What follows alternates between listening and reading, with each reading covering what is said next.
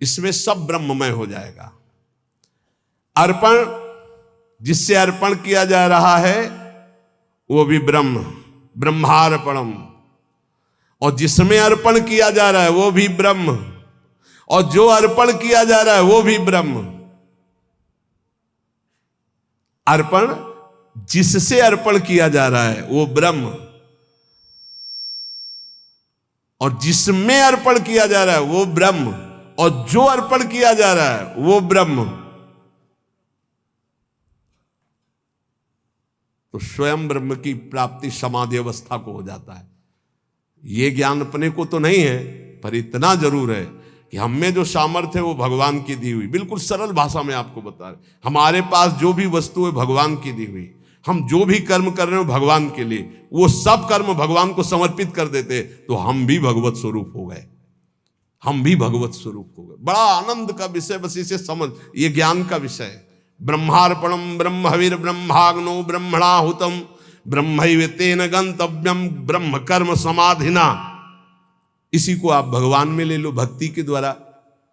हमारे पास जितने भी अंग हैं वो सब भगवान की दी हुई, जो भी वस्तुएं सब भगवान की दी हुई, जो बुद्धि है वो भगवान की दी हुई, जो भी भगवान की आज्ञा से हम कर्म करते हैं भगवान को समर्पित करते हैं, तो हमें भगवान ही प्राप्त होंगे।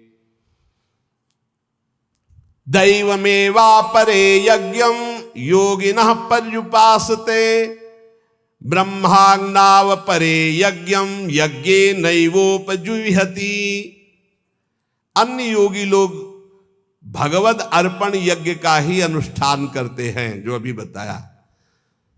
दूसरे लोग योग ब्रह्म रूप अग्नि में यज्ञ के द्वारा जीवात्म स्वरूप से यज्ञ का हवन करते, ज्ञान एक भक्ति के द्वारा। देखो, दो में एक को तो अपनाना पड़ेगा, या तो ज्ञान के द्वारा देखो सब ब्रह्म स्वरूप, और या भक्ति के द्वारा। तीसरा कोई उपाय नहीं इसमें, नहीं, ये कर्म बंधन भोगना पड़ेगा, इसलिए हम बार बार कह रहे हैं। अच्छा, जैसे आगे चलकर फिर अर्पण करना नहीं होता। अर्पण करना तब तक होता है जब तक अपना कुछ बकाया रह जाता है, फिर इसके बाद अर्पण कुछ बचा ही नहीं। ये अर्पित, हृदय अर्पित, तो अब ये थोड़ी ही कि राधा वल्लभ अर्पणम मस्तु, कुछ रह ही नहीं गया अर्पण करने के लिए, तो करे क्या? समझ पा रहे हो? अभी आपके पास है इसलिए अर्पण करो, उसमें ज्ञान मत लगाओ। हमारी बात समझना।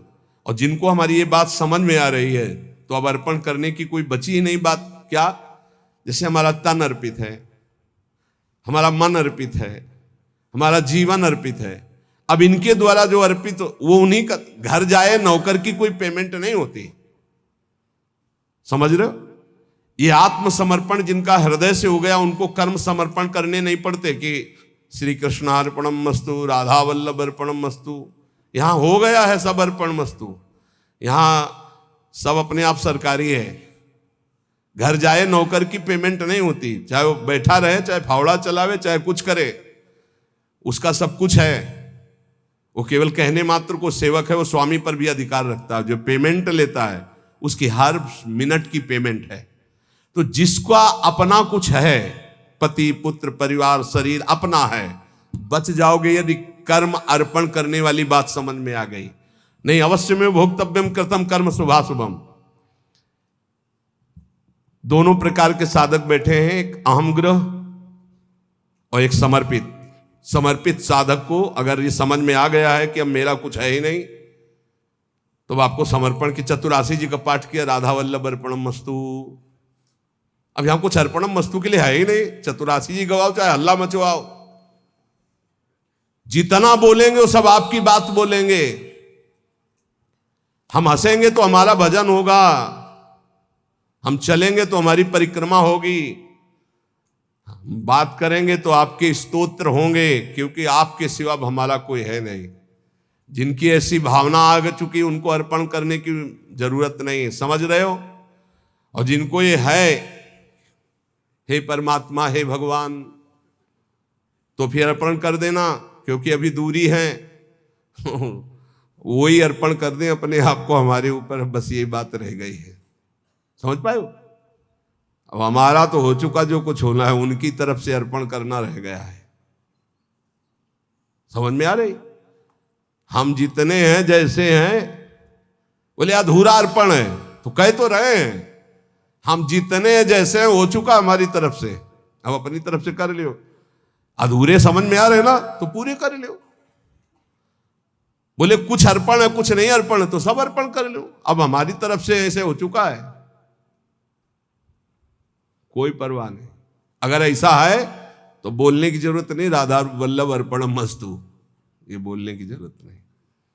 और अगर ये है कि अभी हमारा कुछ है, तो पक्का बच जाओगे। हर कर्म प्रभु को अर्पित कर दो। इसमें कह रहे दैव मयिवा परे यज्ञम योगिनः परिपासते ब्रह्माग्नाव परे यज्ञम यज्ञे नयोपजुह्यति। एक है कि वो सब कर्म भगवान को समर्पित करते हैं, भगवान की सामर्थ्य से, भगवान के द्वारा दी वस्तुओं से भगवत कर्म हो रहे, भगवान को अर्पित। एक है ब्रह्माग्नाव परे यज्ञम यज्ञे नयोपजुह्यति, ज्ञान के द्वारा। अब अपने अर्पणम मस्तु एक बार हो गई, अब बार बार नहीं होगी। गुरुदेव ने संकल्प करवा के तनुवांग मनोभिरमलय सोहम तवई आश्रय। अब जैसे कोई आपसे कहे कि अधूरा अर्पण है इसीलिए अनुभव में नहीं आ रहा है, तो आपसे हम सलाह ले रहे हैं क्या?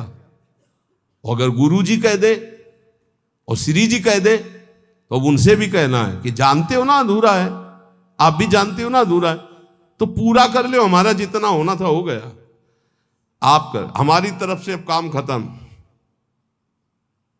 देख लो अंदर से, बिल्कुल हम वो बात कहते हैं जो मुक्त होना है, श्री जी से मिल जाना है। अपने ऊपर रखोगे तो पूरी जिंदगी भर परेशान रहोगे, वो खेलते रहेंगे, तुम्हारी तरफ नहीं देखेंगे। जब जान लेंगे ना ये कि अभी हो गया इसका जितना होना था, तो वो अपना प्रोसेस शुरू कर देंगे। शुरू करो प्रोसेस, बिल्कुल तैयार। वही पूरा सूरा, हम जैसे भी हैं आपके हैं, वही हुआ पूरा सूरा, वही बलवान हो गया, वही पूरा हो गया। ऐसे ऐसे वही कर सकता है जिसने अपने तन वांग मनोभिरमलय सोहम तो विवाश्रिता, हम आपके आश्रित हैं। अब आप पूर्णता अपनी तरफ से कर लीजिए, हमारी पूरी जिम्मेवारी उनके हाथ है। हमारी को मतलब समझ रहे हो, जो पूर्ण रूप से ऐसे जिनका कुछ है उनके लिए कह रहे हैं कि या तो दो मार्ग, या तो ज्ञान के द्वारा सब ब्रह्म में, और या तो भगवान को अर्पित। श्रोत्रादीन इंद्रियाण्यन्ये संयमाग्निषुजुह्यति शब्दादीन विषयानन्य इंद्रियाग्निषुजुह्यति। कोई योगी लोग श्रोत्रादि समस्त इंद्रियों को संयम रूप अग्नि में हवन किया करते हैं, दूसरे योगी लोग शब्दादि विषयों को इंद्रिय रूप अग्नियों में हवन किया करते हैं। सर्वाणि इंद्रिय कर्माणि प्राण कर्माणि चापरे आत्म संयम योगाग्नो जुह्यति ज्ञान दीपति। कोई योगी संपूर्ण इंद्रियों को क्रियाओं में और प्राणों की क्रियाओं की ज्ञान से प्रकाशित आत्म संयोग में समाधि योग रूपी अग्नि में हवन किया करते हैं। कोई द्रव्य यज्ञास तपो यज्ञा योग यज्ञास तथा परे स्वाध्याय ज्ञान यज्ञाश्च यतया संसित व्रताः। कितने योगी जन हैं जो कठोर व्रत धारण करते हैं। कोई द्रव्यमय यज्ञ पैसे वाला यज्ञ करते हैं, कोई तपमय यज्ञ करते हैं, कितने योग यज्ञ करते हैं, कितने स्वाध्याय रूपी ज्ञान यज्ञ करते रहते हैं। अलग अलग ये सब साधनाएं भगवत प्राप्ति के लिए हैं। अपाने जुह्यति प्राणम प्राणे अपानम तथा परे प्राणापान गति रुद्ध्वा प्राणायाम परायणा अपरे नियताहारा प्राणान प्राणेषु जुह्यति सर्वेप्येते यज्ञ विदो यज्ञ क्षपित कल्मषाः। कुछ ऐसे योगी जन हैं जो प्राणायाम के परायण हुए, अपने अपान में प्राण का पूरक करके, प्राण और अपान की गति का रोक करके, कुंभक करके, फिर प्राण में अपान का हवन रेचक करके, अर्थात पूरक कुंभक रेचक, रेचक कुंभक पूरक, ऐसे प्राणायाम करते हैं। कितने सूक्ष्म आहार करके, जल लेकर के, कोई दूध लेकर, कोई ऐसे प्राणों का प्राणों में हवन करते रहते। ये सभी साधनाएं हैं, यज्ञों के द्वारा ये पापों का नाश करने वाले हैं। साधन इतने वर्णन किए गए हैं कि इनमें ज्यादा रुचि होती है। बोले 4 वर्ष से केवल पानी में, 10 वर्ष से केवल दूध में, 15 वर्ष से फलाहार, इनका बड़ा महत्व वर्णन संसार में होता है। और रात दिन प्रत्येक श्वास नाम में स्वाहा हो रही, ये सब यज्ञ वर्णन की है। लेकिन भगवान ने सबसे बड़ी यज्ञ कौन कहा है? यज्ञानाम जप यज्ञोस्मि। यज्ञों में सबसे बड़ी यज्ञ मैं हूं, जप यज्ञ। राधा राधा राधा। न 1 रुपया का खर्चा है, और ना आप ये बोल सकते हो कि 10 वर्ष से पानी नहीं पी के रह रहे हैं या फलाहार करके रह रहे हैं। और इतनी बड़ी यज्ञ कि सब यज्ञ इससे छोटी है। यज्ञानाम जप यज्ञोस्मि। इस पर रुचि नहीं होती, क्योंकि आप इस पर ज्यादा पोस्टर बैनर नहीं छपवा सकते। अहम ज्यादा इसमें पुष्ट नहीं हो सकता, अहम नष्ट होता है इसमें। इतने प्राणायाम, इतने घंटे के समाधि, इतने दिन फलाहार, इतने ही जलाहार, इतने दुग्धाहार, ऐसा ऐसा ऐसा, वो सब आपके अहम में स्थित है। इसी अहम का ब्रह्म में लीन हो जाना सबसे बड़ी यज्ञ है, और वो होता है भजन के द्वारा। इसलिए सब बातें सुनना है। हमारी सबसे बड़ी यज्ञ है हर श्वास नाम में आहुति देना। राधा राधा राधा। संतों की वाणी पर दृढ़ विश्वास कर लो, भगवान अपनी बात झूठी कर सकते, संतों की नहीं।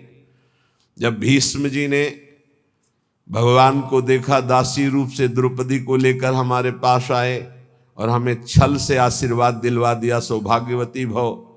तब कहा ठीक है, मुझे पता चल गया है कि मेरे प्रण का तो खंडन होगा ही, क्योंकि आप हो।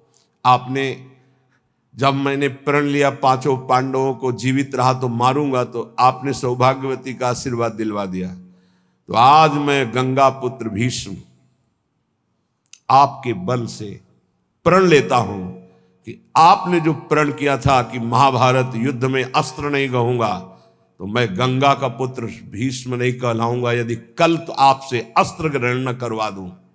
भगवान ने कहा आपके लिए, पर अपना प्रण तोड़ना है, मेरे लिए कोई खास बात नहीं। अपनो प्रण विसार, भगत को पूर्व प्रण निभाओ। ये महान रसिक महापुरुष कह रहे हैं, सकृदपि यदि दृष्टा हंत वृंदाटवी त्वम सकृदपि यदि राधा कृष्ण नामाभ्यधाई।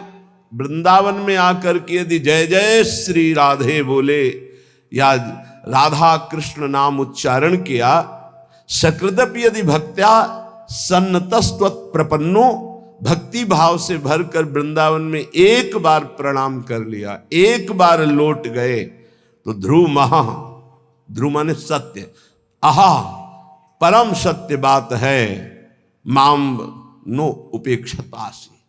हे वृंदावन, आप कभी उसकी उपेक्षा नहीं करेंगे, अर्थात उसको निश्चित आप अपने में बुला लेंगे।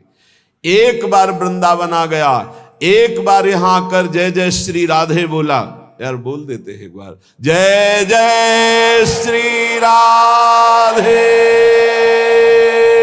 श्याम।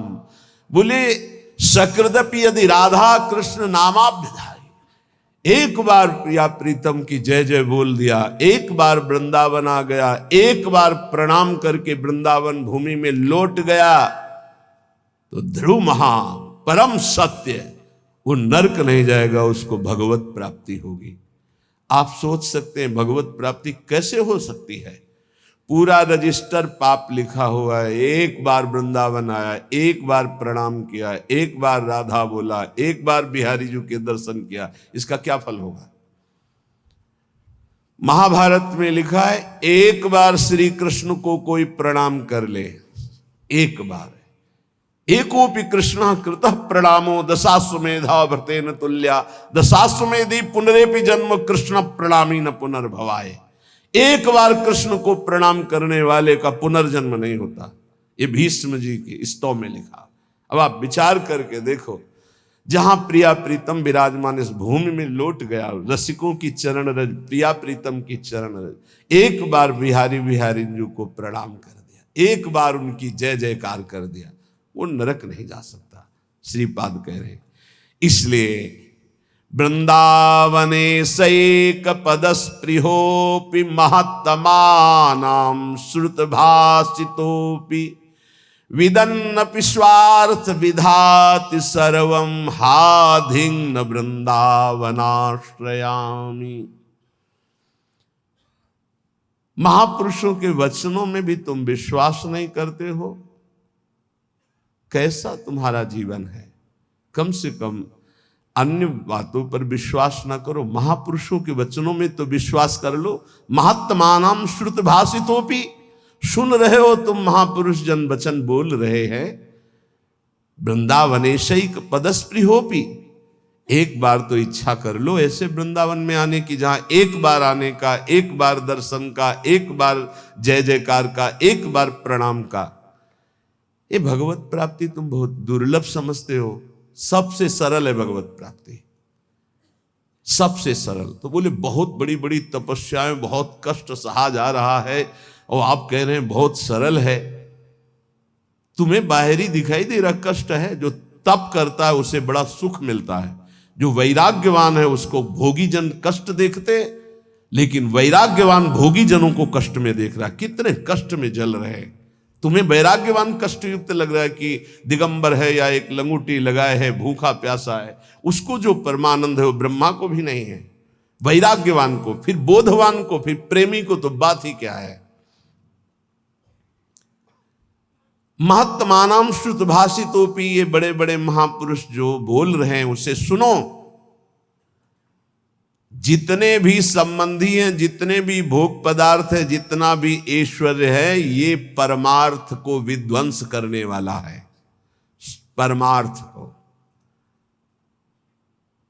विदन्नपि स्वार्थ विधाति सर्वं हाधिं, धिक्कार है यदि आप अपने परमार्थ के नाश करने वाली क्रिया करते हो, परमार्थ के नाश करने वाली बातें देखते हो, सुनते हो, बोलते हो।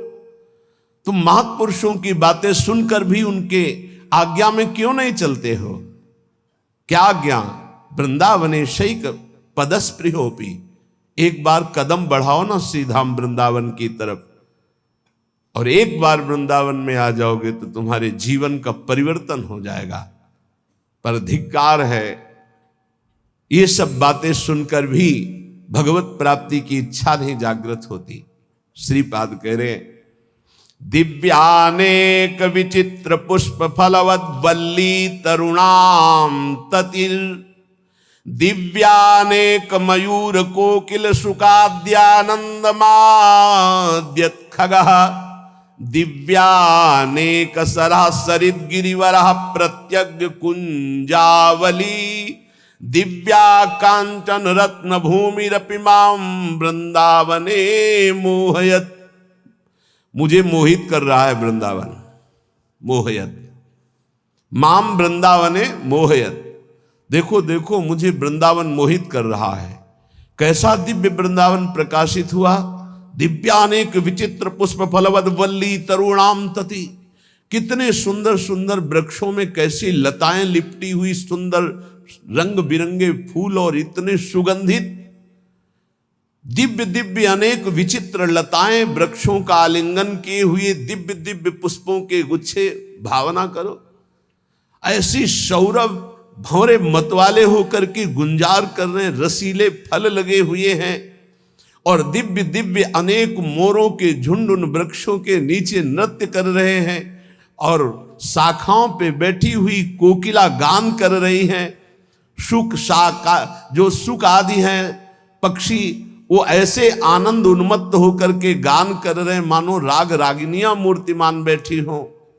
सुख शारिका, दिव्य अनेक अनेक हंस कलरव कर रहे, दिव्य सरोवर, दिव्य नदियां, दिव्य पर्वत, कैसी नवीन नवीन कुंजे, और स्वर्णिम कांतिमयी रत्न जटित वृंदावन की भूमि, इसने मुझे मोहित कर लिया। भूमिरपि माम वृंदावने मोहयत, भुवा स्वच्छाश्चिंता मणिभिरति चित्रैर्विरचिता, चिदानंदा भाषः फल कुसुम पूर्ण द्रुमलता, खगश्रेणी सामस्वर कलकलाश्चिद रस सरित, शरांसी सी वृंदावन मनु मनो में विस्मृतु।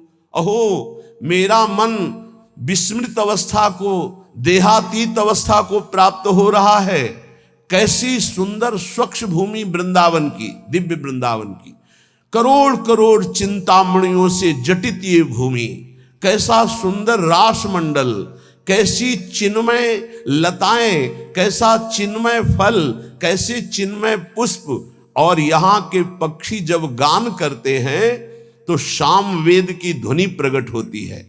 आहा, खगश्रेणी सामस्वर कलकलाश्चिद रस सरिते, अर्थात जो वृंदावन के पक्षियों की चहचहाट कलरव है, इनको जो श्रवण करता है तो चारों वेदों के पाठ का उसे फल मिल जाता है। धाम है, बड़ा दिव्य है। राधा यशो मुखर मत खगावली के यहाँ के पक्षी श्री जी का जस गान कर रहे हैं, और यहाँ के जो सरोवर हैं उनका जो जल है, भूमि में ऐसा कोई तीर्थ नहीं है जो वृंदावन ब्रज धाम के सरोवरों की जल की समानता कर सके, क्योंकि जितने तीर्थ हैं तीर्थ पाद श्री हरि के चरणों से हैं, और यहां तीर्थ पाद हरि जिन चरणों में नमन करते, प्रिया चरण रज जान के लुठत रसिक सिर मोर, वो लाडली जू का ये क्रीड़ा स्थल है वृंदावन, ये ब्रज भूमि। इसलिए श्रीपाद कितनी महिमा की बात कहे। वृंदारण्ये वरम श्याम क्रमिरपि परतो नो चिदानंद देहो। मुझे वृंदावन में नाली का कीड़ा बना दिया जाए, मैं याचना करता हूं, और वृंदावन के बाहर मुझे चिदानंद देह प्राप्त नहीं चाहिए।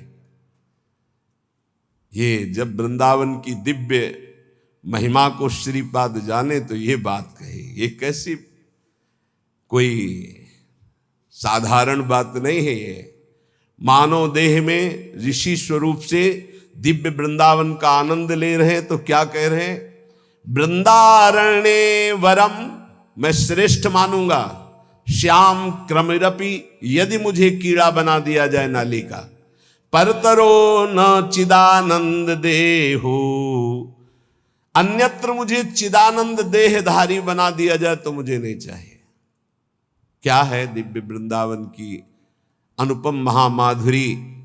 श्री भट्ट देवाचार्य जी कह रहे हैं, यदि वृंदावन के बाहर मुझे हरि भी मिले तो मैं आंख उठा के नहीं देखूंगा। विपिन राज सीमा के बाहर हरि हूं को न निहार, रे मन वृंदा विपिन निहार। यद्यपि मिले कोटि चिंतामणि तऊ न हाथ पसार।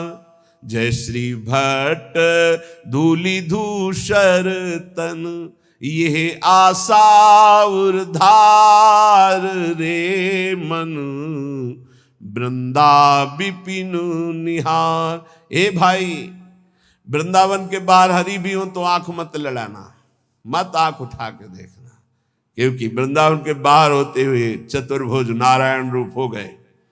यही ब्रह्महृद क्रूर घाट से बाहर होते ही प्रभु का स्वरूप, चतुर्भुज स्वरूप भगवान का अद्भुत वैभव प्रकाशित हो गया। क्योंकि वहीं देखा अक्रूर जी ने कि अनंत शेष सैया पर शयन करने वाले चतुर्भुज नारायण वही शेष जी बलराम और वही भगवान नारायण हरि रूप। तो हमारे जो द्विज मुरली मनोहर वृंदावन विहारी नवनिवृत्त निकुंज से पधारे वो यही हैं। कभी एक कदम भी बाहर नहीं गए। वृंदावन परित्यज्य पाद में कम न गच्छति, ये एकांतिक रहस्य भगवान का प्रेमी जनों के सिवा और कोई नहीं जानता।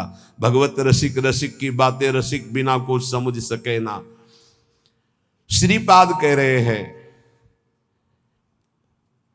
जहां श्री भट्ट देवाचार्य जी कह रहे धूल धूसर तन, बस ये सबसे बड़ी उपलब्धि है।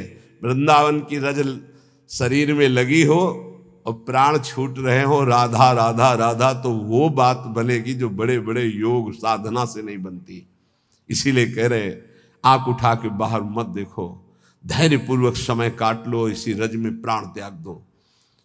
वृंदारण्ये वरम श्याम, वरम माने श्रेष्ठ होता है।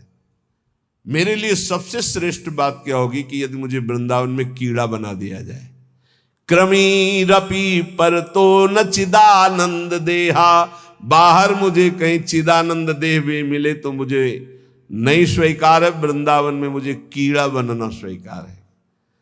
रंको श्याम तुल्य परमिह न परत्राद्भुतानंत भूति, यहां मुझे रंको बहुत गरीब दरिद्र बना के रखा जाए तो मैं रहना पसंद करूंगा, लेकिन वृंदावन के बाहर मुझे अनंत विभूतियों का स्वामी बना दिया जाए तो मैं रहना पसंद नहीं करूंगा। धाम में मैं महान दरिद्र बन करके रहना। रंको श्याम तुल्य परमिह न परत्राद्भुतानंत भूति, वृंदावन में नाली का कीड़ा बनकर रहना चाहूंगा, बाहर चिदानंद रूप नहीं धारण करना चाहूंगा। वृंदावन में बहुत दरिद्र गरीब बनकर रहना चाहूंगा, लेकिन बाहर विभूति संपन्न होकर महावैभवशाली नहीं रहना चाह। शून्योपि श्यामि श्री हरि भजन, लवेनाति तुच्छार्थ मात्रे, लुब्धो नान्यत्र गोपी जन रमण पदाम भोज दीक्षा सुखेपि। गजब कर दिया। वृंदावन में एक सेकेंड के लिए भी भजन ना हो तो मुझे कोई परवाह नहीं। लव शून्यम, शून्य पिश्यामी हरि भजन लवे नाति, एक क्षण पूरे जीवन भजन ना हो तो मुझे कोई परवाह नहीं। काफी अच्छा लग रहा होगा, नहीं लग रहा? यही समस्या है। इन महापुरुषों के हृदय की बात को समझना थोड़ा कठिन है। देखो, जिसको इतना वृंदावन से प्रेम हो, भजन बिना रह कैसे सकता है? हमको ही बता दो, कैसे रह सकता है? भजन का मतलब क्या होता है? जिससे अधिक प्यार होता है उसका चिंतन होता है। इनको वृंदावन से प्यार है तो वृंदावन की गोद में प्रिया प्रीतम खेल रहे हैं।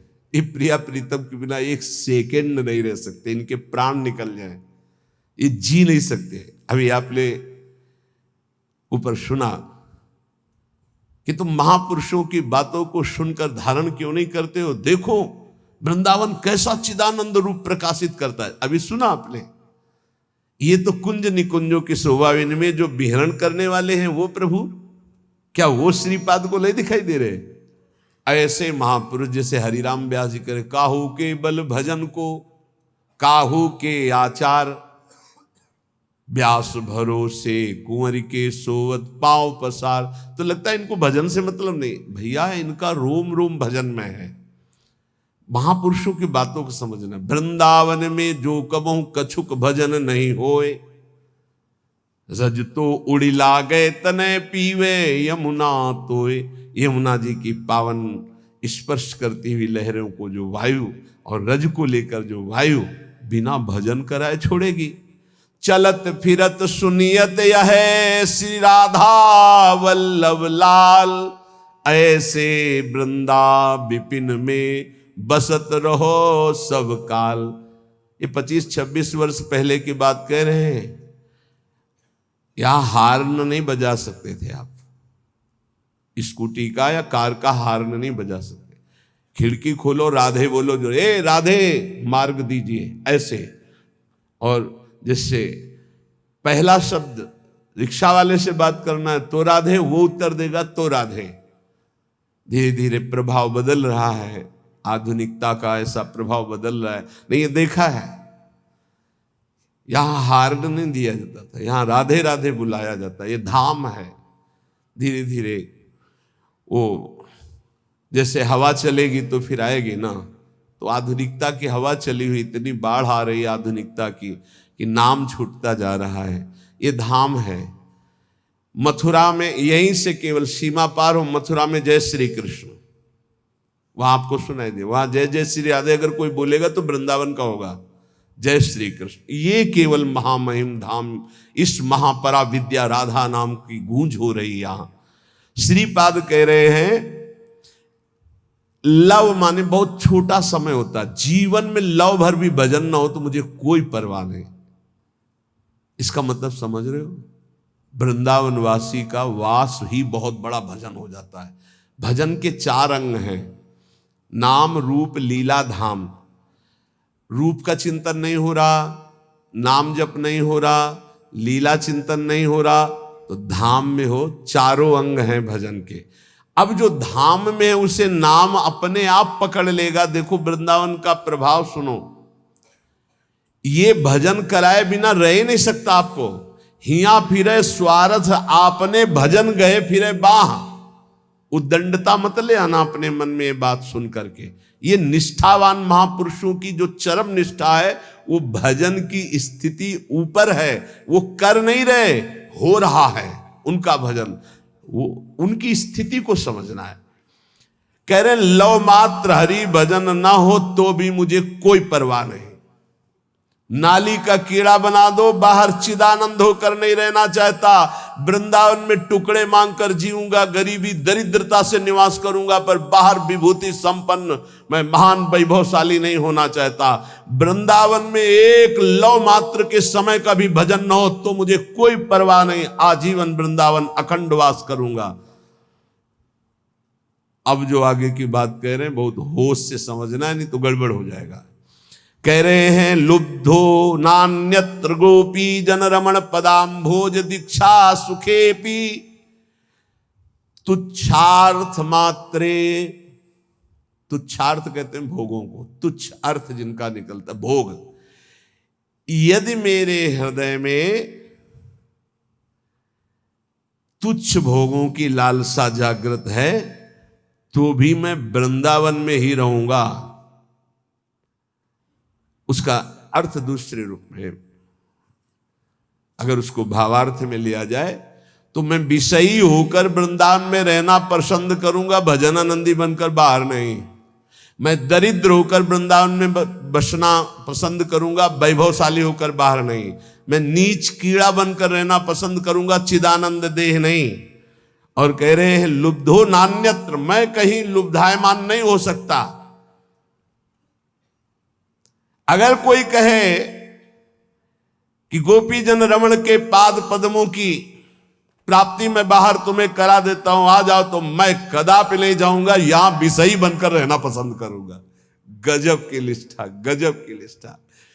आगे एक श्लोक आता है जो कभी भी किसी को बचेगा नहीं। बहुत विचित्र कोटि निष्ठा वही होती है जो विचित्र कोटि की होती है। श्री कृष्ण के प्रेम में उन्मत्त होकर मैं बाहर रहना नहीं चाहता, लेकिन वृंदावन में घोर विषयी बन करके भी मैं रहना चाहता हूं। और ऐसे महापुरुष है जो ब्रह्मबोध संपन्न है, जो भगवत प्रेम को प्राप्त महापुरुष है। ये भला ऐसा, ये कुछ है वृंदावन की ऐसी महामहिमा जिसमें श्रीपाद लुब्धायमान है। ध्रुवदास जी, श्री वृंदावन दास जी, हरिवंश महाप्रभु प्रथम यथामति प्रणवो श्री वृंदावन तिरम्य श्री राधिका कृपा बिलु, क्योंकि इसमें मेरी प्यारी जो विराजमान है। वृंदान सर्व महताम पहाय दूरात वृंदाटवी मनुसर प्रणयन चेता सत्तारणी कृत स्वभाव सुधार सौघम राधा विधान मी दिव्य निधान। ये हम नहीं करेंगे भजन, अब हमारी श्री जी है ना। जिस दिन हमारी श्री जी ने देखा मेरे महल में पड़ा हुआ ये विषयी पुरुष है, उसी दिन ऐसा महाप्रेमी बना देंगी। बिल्कुल हिया फिरे स्वार्थ आपने भजन गहे फिरे बाह। और देश के बसत ही अधिक भजन हो, यही सम तो पूजत नहीं वृंदावन रहे सोए। कैसे कोई वृंदावन की महिमा को पार पा सकता है। और देश के बसत ही घटत भजन की बात, वृंदावन में स्वार्थ हो उलट भजन हो जात। बड़े भाग्यशाली जिनको ये महिमा सुनने को मिली और अपने हृदय में धारण किया। अगणित रवि कोटि प्रस्फुरत दिव्य भाति सकृदपि हृदय भातई शीतलानंद वृष्ट्या प्रशमित भवतापैर दुर्लभार्थान दुहदद्भिः परम रुचिर मां संख्य वृक्षई परितम। करोड़ करोड़ सूर्यों की सी कांति यहां के वृक्षों की डालों से प्रकट होती। यहां सूर्य चंद्र का प्रवेश नहीं वृंदावन में, दिव्य वृंदावन में। भगवान कहते न तद्भासते सूर्यो न शशांको न पावकः यद गत्वा न निवर्तन्ते तद्धाम परमम मम। ये परम धाम सूर्य चंद्र अग्नि का प्रवेश ही नहीं है। बोले अगणित रवि कोटि, अगणित गिनती नहीं है ऐसे सूर्य और चंद्रमाओं जैसा प्रकाश वृंदावन की वृक्षों की शाखाओं से प्रकट हो रहा है।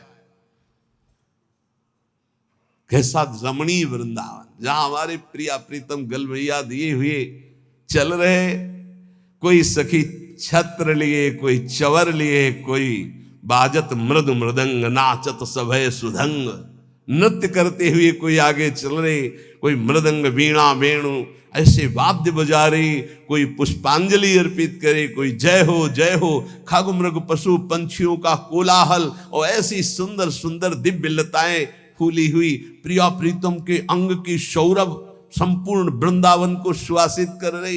ये चिदानंद सुख, इसीलिए कहते हैं मानव देह से ही ये प्राप्त हो सकता है, और सबको सौभाग्य नहीं मिला। ये पूरे विश्व में कितने प्राणी हैं, अरे भारत में मनुष्य केवल 140 करोड़ बताए गए, कितने बैठे हैं, 500 हजार इतने हैं, कितने सुनेंगे, इनमें कितने पकड़ेंगे, पकड़ने वालों में कितने चलेंगे, चलने वालों में कितने पहुंचेंगे। को एक पाओ जो कहे हरिवंश रस, बिरलो समझनहार, एक दो ही जो पाइए, खोजी सब संसार। बहुत बढ़िया सौभाग्य है, श्रीधाम वृंदावन में बैठ करके प्रिया प्रीतम के निज महल की महिमा सुन रहे हैं। अब महापुरुषों की वाणी जो सिद्धांत के है उसको अपने आचरण में उतारे। ये 6 बातें जिसमें होती हैं वो सुख के लिए कार्य तो करता है पर विपत्तियों में बार बार डूबता रहता है। महापुरुषों की बातें